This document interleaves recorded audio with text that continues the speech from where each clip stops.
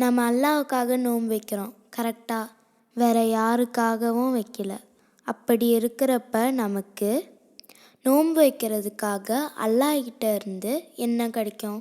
இந்த கேள்விக்கு நான் நபிகள் நாயகம் ஸல்லல்லாஹு அலைஹி வஸல்லம் அவங்க என்ன சொல்லியிருக்காங்களோ அதையே நான் உனக்கு சொல்கிறேன். நபி ஸல்லல்லாஹு அலைஹி வஸல்லம் அவங்க என்ன சொல்லியிருக்காங்கன்னா, வேறு எந்த ஒரு அமலுக்கும் கிடைக்காத அளவுக்கான நன்மை இந்த நோன்புக்கு இருக்குது. என்ன மாதிரி நன்மை இருக்குது? நபி ஸல்லல்லாஹு அலைஹி வஸல்லம் அவங்க சொல்கிறாங்க, ஒவ்வொரு நன்மையும் அது மாதிரி 10 மடங்குலேருந்து 700 மடங்குக்கு நிகராக இந்த நோன்பு காலத்தில் கூலி கொடுக்கப்படுது. அல்லாஹ் சொல்வதாக சொல்கிறாங்க நபிகள் நாயகம் ஸல்லல்லாஹு அலைஹி வஸல்லம், நோன்பு எனக்குரியது. அல்லாஹ் சொல்கிறான், நோன்புங்கிற இந்த அமல் இருக்கு இல்லையா, அது எனக்குரியது. அதற்கான கூலியை நானே நேரடியாக வழங்குவேன். அதற்கான கூலி எப்படியாப்பட்டது? அதையும் அல்லாஹ் சொல்லி காட்டுகிறான். நோன்புங்கிறது நரகத்திலிருந்து உங்களை காக்கக்கூடிய கேடயம். கேடயம்னா என்னென்னா ஷீல்டு. ஒரு ஷீல்டு நம்ம வார் ஃபீல்டில் இருக்கிறப்ப எவ்வளவு முக்கியமோ அதே மாதிரி மறுமை நாளில் நோன்புங்கிற இந்த ஷீல்டை வச்சுட்டு நாம் நரகத்திலிருந்து தப்பிச்சிக்க முடியும். நாம் எல்லாருமே இந்த உலகத்தில் வாழ்கிறதுக்கு முக்கியமான காரணம், ஒரு முஸ்லீமாக இருந்து ஒரு முஸ்லீமுக்கு உண்டான முக்கியமான நோக்கமே என்னன்னாக்கா, மறுமை நாளில் நரகத்துக்கு போகாமல் எப்படியாவது தப்பிச்சிடணும். சரியா? அதுதான் ஒரு முஸ்லீமுக்கு நோக்கமாக இருக்கும். அந்த நோக்கத்தை பூர்த்தி பண்ணுறதுக்கு இந்த நோன்பு உதவுது. நீ சரியான முறையில் நோன்பு வச்சு அல்லாஹுக்கு பயந்து, அல்லாஹ் எந்த நோக்கத்துக்காக உன்னை நோன்பு வைக்க சொல்லியிருக்கானோ அந்த நோக்கத்தை சரியான முறையில் நீ பூர்த்தி பண்ணுறப்ப அல்லாஹ் அதற்கான கூலி என்ன? நரக விடுதலை தான் அதற்கான கூலி. நரகத்திலிருந்து ஒரு செகண்டு கூட அந்த சூட்டை நம்மளால் தாங்க முடியாது. மனிதர்களுக்கு அதற்கான சக்தி கிடையாது. அப்படியாப்பட்ட அந்த நரகத்திலிருந்து அல்லாஹ் இந்த நோம்பின் மூலமாக விடுதலை கொடுக்குறேன் அப்படின்னு சொல்லி காட்டுறான். இது ஒன்று. இந்த ஹதீஸையும் கூட அபூ ஹுரைரா ரலியல்லாஹு அன்ஹு அவர்கள் புகாரியில் வரக்கூடிய 1904 ஹதீஸில் அறிவிக்கிறாங்க. அடுத்து இன்னொரு ஹதீஸ் இருக்குது. என்னன்னாக்கா, நபி ஸல்லல்லாஹு அலைஹி வஸல்லம் அவங்க சொல்கிறாங்க, என் உயிர் எவன் கைவசம் இருக்கிறதோ, அதாவது அல்லாஹ்வை சொல்கிறாங்க. அல்லாஹ்கிட்ட தானே எல்லாருடைய உயிரும் இருக்கும். அப்படி சொல்கிறாங்க, என் உயிர் எவன் கைவசம் இருக்கிறதோ அவன் மீது ஆணையாக, அல்லாஹ் மீது ப்ராமிஸ் பண்ணி சொல்கிறாங்க. என்னன்னாக்கா, நோம்பாளியுடைய வாயிலிருந்து வீசக்கூடிய வாடை இருக்குல்ல, யார் ஒருவர் நோன்பு வச்சுருக்காங்களோ அவங்கள்ட்ட போயிட்டு நீங்கள் பேசுனாக்கா அந்த வாயிலிருந்து ஒரு துர்நாற்றம் வரும். ஆனால் அந்த துர்நாற்றம் மனிதர்களுக்கு தான் அது துர்நாற்றம். ஆனால் அல்லாஹுக்கிட்ட அந்த துர்நாற்றத்துக்கான மதிப்பு எப்படின்னாக்கா, கஸ்தூரி கேள்விப்பட்டிருக்கியா? கஸ்தூரிங்கிறது இங்கிலீஷில் மஸ்க்கும்பாங்க. It's a kind of perfume. நோம்பாளியினுடைய வாயிலிருந்து வீசக்கூடிய அந்த வாடை இருக்குல்ல, அது அல்லாஹ்விடத்தில் எந்த அளவுக்கு மதிப்புடையதுனாக்கா, இந்த கஸ்தூரி மணத்தை விட மிகவும் உயர்ந்ததாக அல்லாஹ்விடத்தில் பார்க்கப்படுது. இதையும் நபிகள் நாயகம் ஸல்லல்லாஹு அலைஹி வஸல்லம் சொல்கிறாங்க. அடுத்து இன்னொரு விஷயத்தையும் சொல்கிறாங்க. நமக்கு நோன்பு திறக்கிறப்ப ஒரு சந்தோஷம் கிடைக்கும் இல்லையா? ஏன்னா ஒரு நாள் பூரா பசியாக இருந்து நாம் அந்த சாப்பாட்டை பார்த்து எவ்வளோ மகிழ்ச்சி அடைஞ்சு அந்த நோன்பு திறக்கிற சமயத்தில் சந்தோஷப்படுறோம். இது சம்பந்தமாகவும் நபிகள் நாயகம் ஸல்லல்லாஹு அலைஹி வஸல்லம் சொல்கிறாங்க.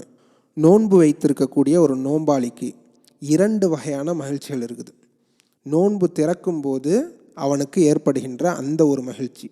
அது மட்டும் இல்லாமல் தன்னுடைய இறைவன், தன்னை படைத்த அந்த அல்லாஹ் இருக்கான அந்த அல்லாஹுவை சந்திக்கும் போது நோன்பின் காரணமாக அவன் மகிழ்ச்சி அடைகிறான் அப்படின்னு சொல்லிட்டு நபிகள் நாயகம் ஸல்லல்லாஹு அலைஹி வஸல்லம் அவங்க சொல்கிறாங்க. அல்லாஹுடைய சந்திப்பு இருக்குல்ல, சாதாரண விஷயம் கிடையாது. நமக்கு சொர்க்கம் எல்லாம் கிடைக்கிறத விட அல்லாஹுவை அந்த பார்க்கக்கூடிய அந்த ஒரு பாக்கியம் இருக்குல்ல, அதுதான் ஒரு முஸ்லீமுக்கு கிடைக்கக்கூடிய மிகப்பெரிய பாக்கியம். நம்மளை எல்லாம் அல்லாஹ் படைத்தான், அல்லாஹ் நம்மளை பார்த்துக்கிட்டு இருக்கான், நமக்கு நன்மையை ஏவுறான், நம்ம பாவத்திலேருந்து தடுக்கிறான், இது எல்லாவற்றையும் நம்ம வாழ்நாள் பூரா பேசிக்கிட்டு இருக்கோம்ல. ஆனால் யாராச்சும் அல்லாஹை பார்த்துருக்கோமா? இது வரைக்கும் பார்த்தது கிடையாது. அப்படியாப்பட்ட அல்லாஹ் இன்னும் பல ஹதீஸில் வருது, அல்லாஹ் அவ்வளவு அழகானவன் அப்படின்னு சொல்லிட்டு வருது. அந்த அழகை பார்த்து நாம் பிரமித்து நிற்போம் அப்படின்னு சொல்லிட்டு வருது. அந்த தன்னுடைய அழகை, தன்னுடைய அந்த உருவத்தை அல்லாஹ் யாருக்கு காட்ட போகிறான்? இந்த நோன்பாளிகளுக்கு. எப்படி இந்த நோன்பாளி நோன்பு திறக்கும் போது மகிழ்ச்சி அடைகிறானோ அதை விட பல மடங்கு அதிகமாக தன்னுடைய இறைவனை பார்க்கும்போது, இந்த நோன்பின் காரணமாக தன்னை படைத்த அந்த அல்லாஹ்வை பார்க்கும்போது அவ்வளவு மகிழ்ச்சி அடைவான். இதுவும் ஒரு நோன்பாளிக்கு கிடைக்கக்கூடிய பரிசுகள்லேயே மிகப்பெரிய பரிசு. இது இல்லாமல் அடிஷ்னல் போனஸ் ஒன்று இருக்குது. என்னன்னாக்கா, யார் ஒருவர் நம்பிக்கை கொண்டு அல்லாஹ்வின் மீது நம்பிக்கை வைத்து, நம்மளை படைத்த இறைவன் அல்லாஹ்னு சொல்லிட்டு ஒருத்தன் இருக்கான், அவனுக்காக நாம் இந்த நோன்பை வைக்கிறோம். நன்மையை எதிர்பார்த்து அல்லாஹ்கிட்டே இருந்து நாம் நன்மையான விஷயங்களை எதிர்பார்த்து ரமலான் மாதம் முழுவதும் யார் நோன்பு நோட்பாரோ அவருடைய முன்னால் செய்த பாவங்கள் அனைத்தையும் அல்லாஹ் மன்னிக்கிறான். அதுக்கு முன்னாடி அவர் என்ன பாவம் செஞ்சுருந்தாலும் சரி, அத்துணை பாவங்களையும் என்ன செய்கிறான், அல்லாஹ் மன்னிக்கிறான். இப்போ இந்த நோன்பின் மூலமாக கிடைக்கக்கூடிய அந்த நன்மைகளை பேசணும் இல்லையா, அதை சம்மரைஸ் பண்ணி பார்ப்போமே. முதல்ல அல்லாஹ் இதற்கான கூலியை தானே கொடுக்குறான் அப்படிங்கிறான்.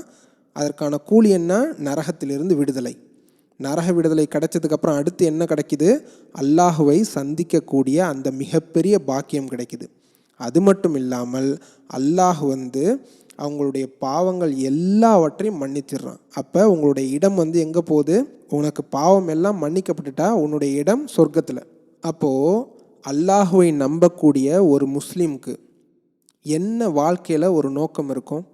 நம்மளுடைய பாவத்தை எல்லாத்தையும் அல்லாஹ் மன்னிக்கணும், நமக்கு கியாமத்து நாளில் சொர்க்கம் கிடைக்கணும், நாம் தப்பி தவறி கூட நரகத்துக்கு போயிடக்கூடாது, அல்லாஹுவை பார்க்கக்கூடிய அந்த பாக்கியம் கிடைக்கணும்.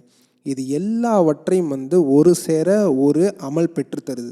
அதுவும் இந்த ஒரு மாதத்தில், வாழ்நாள் பூரா கூட இல்லை, ஒவ்வொரு வருஷமும் வரக்கூடிய இந்த ரமலானில் நீங்கள் வைக்கக்கூடிய இந்த நோன்பு, அதனுடைய தரத்தை நீங்கள் கட்டி காப்பதன் மூலமாக, அது என்ன நோக்கத்துக்காக உங்களுக்கு அல்லாஹ் கொடுத்திருக்கிறானோ அந்த நோக்கத்திற்காக சரியான முறையில் நீங்கள் அந்த அமலை நிறைவேற்றும் போது மறுமையில் வெற்றி அடைஞ்சிடுறீங்க.